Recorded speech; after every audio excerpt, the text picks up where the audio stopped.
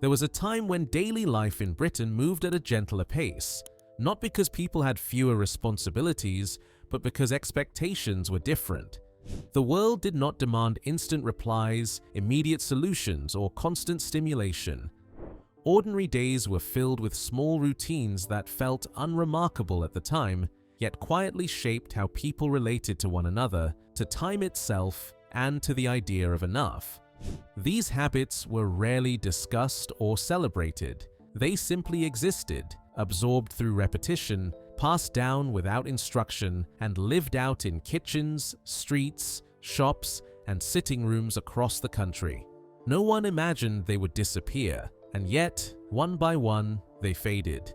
Not through dramatic change, but through convenience, slowly replacing necessity. Number 1. Waiting without filling the silence. Waiting was once an unavoidable part of daily life, and strangely, it was not treated as a problem that needed solving. People waited for buses, for kettles to boil, for shops to open, and for others to arrive, often standing or sitting quietly with nothing to occupy their hands or minds. Silence was not something to escape from, but something to sit inside. At bus stops, people stood side by side without feeling compelled to speak, their thoughts free to wander without interruption. In waiting rooms, newspapers were folded and refolded, clocks were glanced at occasionally, and time passed without complaint. Today, waiting feels intolerable, almost aggressive, as though time itself is attacking us when it moves too slowly. In losing the habit of waiting quietly, we lost a small but important form of patience that once came naturally. Number 2. Only bathing on one set day. In many households, bathing was not a daily activity, but a weekly event.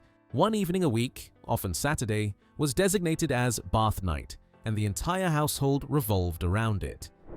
Water was heated, tubs were filled, and family members took turns, usually in age order, with the youngest going first. This was not seen as unhygienic or unpleasant, it was simply how things were done. Cleanliness was important, but it existed within limits dictated by practicality and resources. Warm water was something to appreciate, not something taken for granted. Today, constant access to hot water has removed the ritual entirely. Bathing became routine, even mindless. What disappeared was not cleanliness, but the sense of anticipation and shared rhythm that once made something ordinary feel special. Number 3. Finishing everything on your plate. Meals. In 1950s, Britain were rarely about indulgence. Food was valued, respected, and never treated casually. Children were taught early that leaving food uneaten was wasteful, even immoral, and finishing what was on your plate was considered basic good manners. This habit was not enforced through cruelty, but through memory. Hunger was still close enough to be remembered, either personally or through stories that lingered from wartime. Leftovers were saved, reused, repurposed, and eaten without complaint. Today, abundance made waste invisible. Plates are cleared into bins without thought, and dissatisfaction is often enough reason to throw food away. In forgetting this habit, we lost a quiet respect for nourishment that once grounded everyday meals. Number 4. Wearing the same clothes for different parts of the day. Clothing in the 1950s served multiple purposes, not separate identities. The same outfit might be worn for work, errands, and time at home, with perhaps a cardigan added or removed depending on the occasion. There was no expectation of constant outfit changes to match mood or activity. People owned fewer clothes, but they wore them more often, repaired them when needed, and felt no embarrassment in being seen repeatedly in the same garments. Clothing was functional, not performative. Today, wardrobes are full, yet satisfaction is fleeting.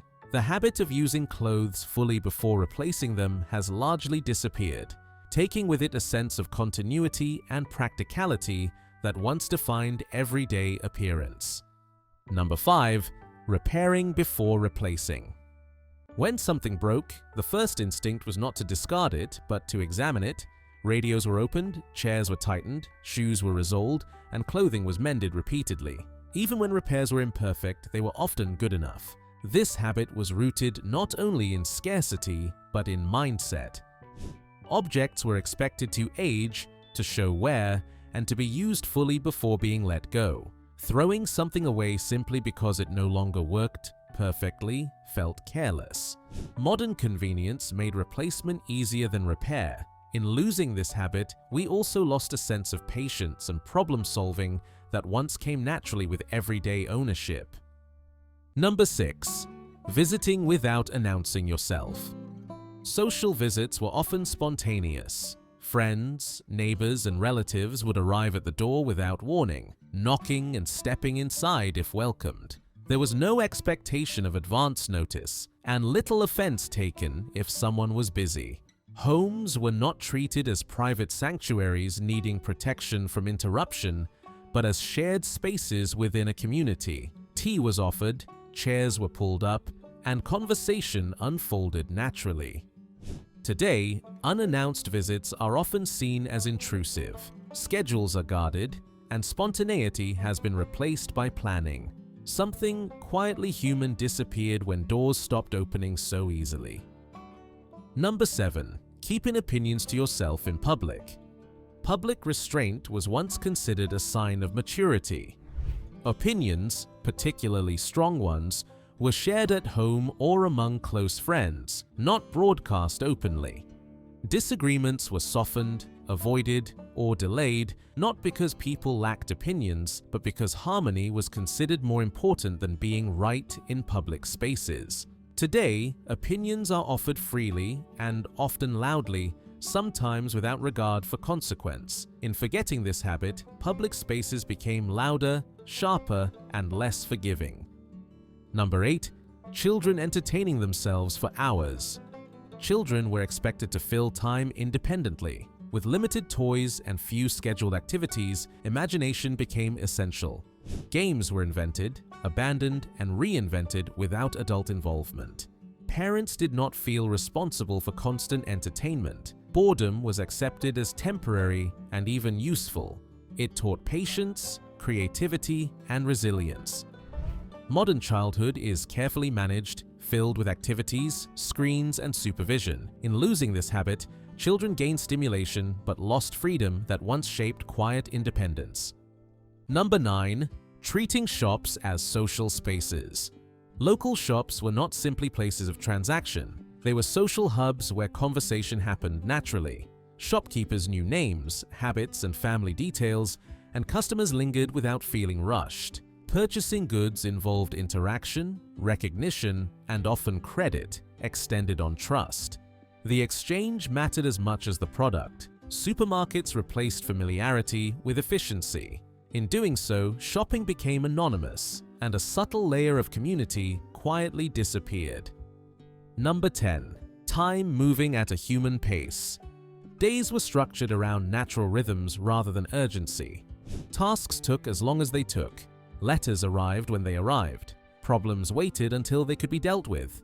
There was less pressure to optimize every moment. Productivity existed, but it did not dominate identity. Slowness was not failure, but normality. Modern life prizes speed above all else. In forgetting this habit, we lost a gentler relationship with time that once allowed life to breathe. Number 11. Accepting inconvenience without complaint. Inconvenience was expected. Cold rooms, queues, shortages, delays, all were endured quietly. Complaining was seen as impolite unless absolutely necessary. This habit did not mean people enjoyed discomfort, but that they accepted it as part of life rather than a personal injustice. Today, inconvenience feels offensive. Expectations rose, tolerance shrank, and everyday frustration became louder. Something resilient was lost in that shift. Number 12. Silence as a form of politeness. Not every moment required speech. Silence was allowed, respected, and sometimes preferred. It could signal comfort, respect, or understanding without explanation. Conversations did not need constant momentum. Pauses were natural, not awkward. Modern communication fears silence. In losing this habit, we lost a subtle language that once communicated care without words. These habits did not disappear because they were wrong or outdated. They vanished because convenience offered alternatives that seemed easier at the time. But in replacing them, something quietly human slipped away. Patience, restraint, community, and a gentler sense of enough. And perhaps the reason these habits still resonate is because, deep down, many of us recognize